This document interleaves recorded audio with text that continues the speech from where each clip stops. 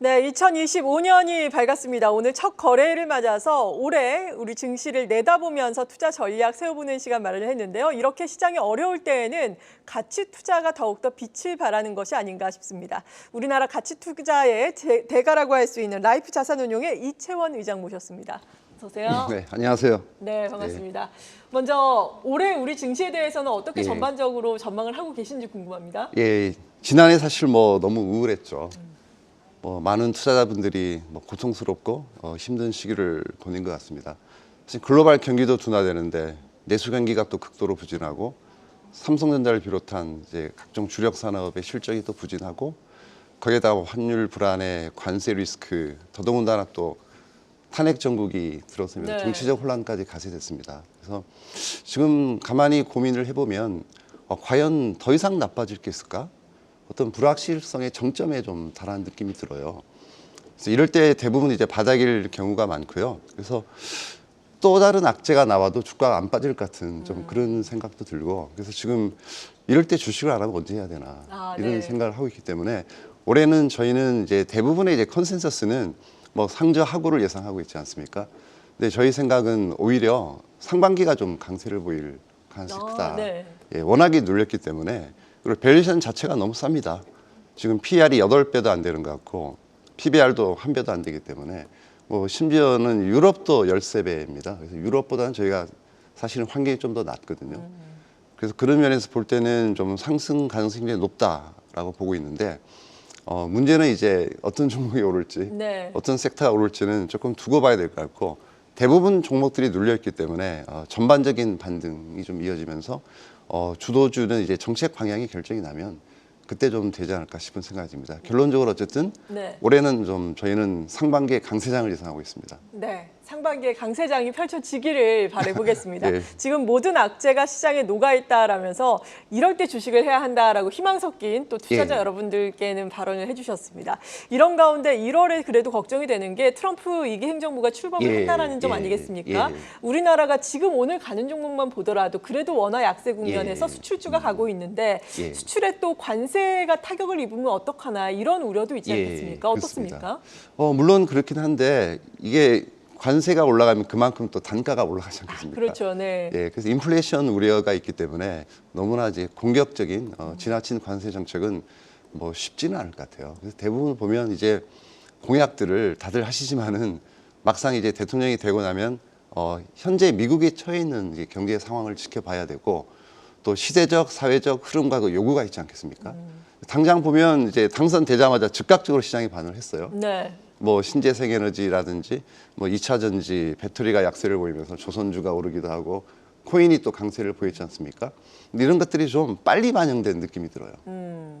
즉각 반영이 됐기 때문에 이미 시장에는 좀 상당 부분은 반영이 돼 있다. 그래서 앞으로 방향성은 현재 이 시대가 요구하고 있는 흐름, 그리고 이제 트럼프 대통령이 추진하고 있는 이제 공약을 떠나서 지금 미국이 처해 있는 경제적 상황, 그게 뭐냐면 이제 지금은 미국은 재정이 좋지 않습니다. 재정 상황이. 그래서 여태까지 전 세계의 유동성을 미국이 공급을 해왔지만은 앞으로 그렇게 이제 유동성을 공급하기는 어려울 것 같아요.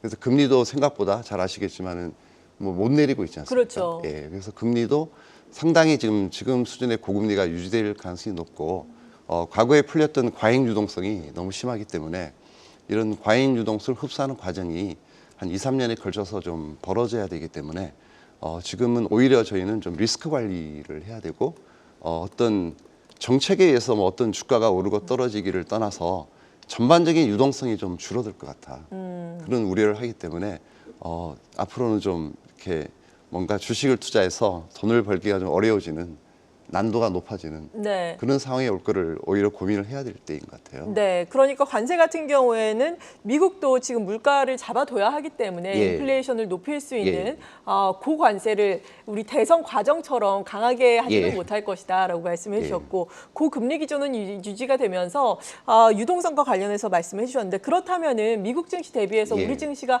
올해는 조금 더 선전할 수 있을 것이다라고 보시는 건가요? 예, 저희는 훨씬 더 상대적으로는 좀 나을 것 같고, 미국 주식은 이미 PER도 20배가 다 넘어섰고 작년에 너무 많이 올랐지 않습니까? S&P도 그렇고 나스닥도 그렇고 20% 이상 올랐습니다. 반면에 우리는 코스피가 9.6% 빠지고 코스닥도 20% 정도 하락을 했기 때문에 훨씬 상승 여력이 클 걸로 보여지고 있어요. 네. 수급이 훨씬 좋아요. 저희는 말하자면 빈집인 상태인 것 같아요. 아, 그렇죠. 예, 다들 이제 국장을 떠났다고 하지 않습니까? 네. 한국 주식을 얘기하는 사람이 아무도 없는 것 같아요.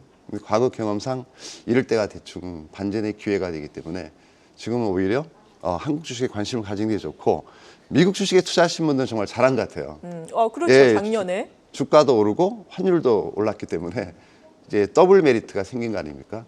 근데 여기서 좀 좋은 시점에 좀 어느 정도 좀 엑시트를 하고 좀 분산 투자를 하시는 게 좀 좋은 시기가 아닌가 싶은 생각이 들어요. 네, 오히려 많이 오른 미국 주식에서는 차익실현을 좀 하면서 국내 쪽으로 예. 분산 투자를 하는 지혜가 필요하다라고 말씀해 주셨는데 수급 빈집이다라고 국내 증시를 표현을 해주셨잖아요. 예. 지금 사실 원화 약세가 계속해서 이어지고 있는 가운데 이 정도가 피크 국면이다, 저점이다, 바닥이다라는 인식이 예. 있다면은 외국인들도 또 앞으로의 환차익을 보면서 들어올 텐데 그 정도의 인식은 언제쯤 어떤 뭐 트리거가 생겼을 때 생길 수 있겠습니까? 그거는 그 같아요. 예. 좀 극한 상황에 달할 때 대부분 이제 상황이 반전되지 않습니까? 지금 1,500원 근처에 왔기 때문에 이 정도면 이제 좀 극한 상황까지 온 것 같아요. 그래서 사실은 환율이 너무 고환율 유지되는 것도 다들 반기지 않습니다. 그렇죠. 미국 정부 입장에서도 이렇게 돼버리면 미국 내 자국 산업에서 한국 산업과 경쟁하는 산업들이 있지 않습니까? 뭐 자동차라든지 그럼 그런 기업들은 너무 힘들어져요. 환율이 1,500원 이상 가버리면 국내 기업들은 굉장히 유리한 거죠. 그렇죠. 미국이랑 경쟁하는 기업들은 그렇기 때문에 지금 시점은 어느 정도 좀 환율이 좀 꺾일 시기가 다가오고 있지 않나 싶은 생각을 많이 하고 있습니다. 네, 일단 환율과도 연관이 깊은 수출 경기와 관련해서는 또 올해는 어떻게 예. 보시나요? 수출 경기는 뭐 아시다시피 수치는 잘 나오고 있고요. 네. 작년 같은 경우도 최대 실적을 기록을 했는데 지금 기본적으로 지금 환율이 아니더라도 한 1,350원 정도의 환율만 유지가 돼도 수출 경쟁력은 굉장히 높은 수준으로 유지가 될 것 같고 다만 이제 어떤 산업이 이제 경쟁력이 있느냐라고 문제는 환율을 떠나서 어떤 경쟁 국가, 특히 뭐 중국 같은 국가랑 싸워서 이길 수 있는 카테고리가 중요하잖아요. 과거에도 보면 그래서 일반적인 뭐 경공업 이런 쪽은 좀 경쟁력이 이미 없어진 네. 상황이고 그래서 지금은 어떻게 대체제가 없는 산업, 예를 들면 뭐 원자재라든지 브랜드, 뭐 컨텐츠, 하이테크 이런 쪽이 경쟁력이 있을 걸로 보고 있는데 그 중에서 저희는 이제 원자재가 없으니까 이제 제외를 할 수밖에 없고 브랜드도 사실 저희한테는 뭐 루비통이나 에르메스 같은 그런 뭐 100년, 200년 된 오래된 브랜드가 없기 때문에 쉽지가 않을 것 같습니다. 그래서 유일한 거는 콘텐츠와 하이테크 같아요. 네. 저희가 경쟁력을 가질 수 있는 거는 환율을 떠나서 우리가 중국과 경쟁해서 우위에 설 수 있는 이제 산업은 K 콘텐츠라고 보고 있기 때문에 거기서 파생되는 이제 K 팝이나 뭐 K 드라마도 있을 수 있고 그리고 이제 뭐 K 푸드 뭐 이런 등등 쪽으로 해서 뭐 이런 쪽에 좀 경쟁력이 굉장히 강할 것 같아요. 화장품도 마찬가지입니다. 그래서 지금도 경쟁력이 좋은데 뭐 이 고환율이 이어진다면 훨씬 더 수익이 많이 날 것 같은 생각이 들고 있고요. 그래서 이런 쪽에 관심을 가지고 하이테크 쪽은 뭐 반도체가 지금 많이 쫓기고 있죠. 네. 예, 쫓기고 있지만 그래도 많은 잠재력을 가지고 있기 때문에 저희는 이겨낼 수 있다고 보고 있고 반도체 같은 정도, 그다음에 바이오 이런 쪽의 하이테크 쪽, 그다음에 아까 말씀드린 컨텐츠 이쪽은 뭐 지금 환율 수준이면 충분히 좋은 성과를 낼 수 있다고 생각합니다. 네, 컨텐츠와 관련해서 사실 엔터주들은 많이 지난해에 조정을 예. 받고 좀 반등에 성공을 하지 않았습니까? 하지만 또 오리지널 컨텐츠 기업들, 뭐 CJ ENM이라든지 예. 뭐 예. 그 스튜디오 드래곤 같은 기업들은 예. 사실 오징어 게임 2 모멘텀이라든지 이런 모멘텀이 있음에도 불구하고 주가는 갈랑말랑 하면서 가지 못하고 있거든요. 예. 이런 기업들까지 온기가 좀 확산될 것으로 보시나요? 어떻습니까? 근데 그들 기업들이 얼마나 잘 하느냐 못 하느냐에 달려 있다고 보고 있는데요. 근데 기본적인 뭐 경쟁력은 충분히 갖추고 있기 때문에 시간이 좀 지나면 뭐 가능할 거로 보고 있어요. 네. 잘 하고 있는 것 같아요 지금. 네. 여전히. 그리고 또 반도체도 말씀을 해주셨잖아요. 예. 사실 지난해 외국인이 우리 시장에서 순매도를 한 대부분이 삼성전자 아니었습니까? 예. 삼성전자, 맞습니다. SK 하이닉스. 이 반도체에 대해서는 어떻게 지금 보고 계신지 궁금하거든요. 근데 반도체 사이클 예. 자체가 과거랑 많이 바뀐 것 같아요. 변동성도 줄고 속도도 빨라졌어요. 그 예전 같으면은 이제 하락 사이클에는 뭐 거의 반토막 나거나 디램 가격이 상승 사이클은 두세 배 올랐는데 지금은 네. 그렇지 않아요. 조금 빠졌다가 또 빠르게 좀 반등을 하고 좀 이어지나 싶었더니 다시 좀 꺾이고 그래서 이게 빨라지고 진폭이 좀 얇아졌기 때문에 과거처럼 큰 임팩트는 없는 것 같아요. 그래서 오히려 이제 제조업 사이클이 중요한 것 같고 지금 재고 소진은 좀 어느 정도 된 상태라서 일반 반도체도 저희는 이렇게 막 크게 나빠지거나 크게 좋아지기보다는 좀 서서히 완만하게 L자 형태지만 조금 높은 형태로 회복을 하는 추세 이런 쪽으로 이제 갈 것 같고 뭐 삼성전자가 언제까지나 뭐 HBM을 대응을 못할 일은 없지 않습니까? 네. 그래서 지금 주가 자체는 뭐 싸다고 생각합니다. 근데 과연 이게 얼마만큼 오를 건지 언제 돌아설 건지에 대한 부분이 좀 의문점이긴 합니다. 네. 그리고 우리나라 가치주의 기회가 있다. 트리거는 밸류업이다. 얼마 전에 이렇게 인터뷰를 하셨더라고요. 그렇습니다. 사실 밸류업 모멘텀이 지난해 1, 2월 우리 증시를 상당히 이끌었잖아요. 밸류업과 관련된 종목들이 증시에서 상당히 아웃퍼폼을 그렇습니다. 했는데 올해는 전국의 불확실성도 그렇고 여러 가지 모멘텀이 약간 소실된 듯한 느낌이 없지 않아 있거든요. 이 부분에 대한 기대는 어떠신가요? 물론 단기적으로 이제 동력은 조금 약화되는 경향이 있습니다. 네. 하지만은 이제 대세를 막을 수는 없을 것 같아요. 이게 코리아 디스카운트를 없애고자 하는 건데 누가 뭐 감히 나서서 코리아 디스카운트를 왜 없애라고 얘기할 수는 없는 거고요. 이거는 뭐 여당이든 야당이든 이거는 우리의 숙제 같은 겁니다. 코리아 디스카운트를 해소시켜야죠. 그래서 저는 이게 잘 될 거로 보고 있고 이 대의 명분은 이제 거스를 수 없기 때문에 계속 이제 모든 시장 참여자들이 힘을 내야 되는 상황이고 당국이 한다고 될 일도 아니고 당국이 안 한다고 안 될 것도 아닙니다. 그래서 이거는 제가 항상 주장하지만은 상법 개정과 세법 개정이 동시에 되면은 이건 밸류업은 반드시 성공할 수밖에 없고요. 이렇게 되면 주가는 의외로 우리가 뭐 보지 못한 영역을 볼 수도 있지 않을까 싶은 생각을 하고 있고요.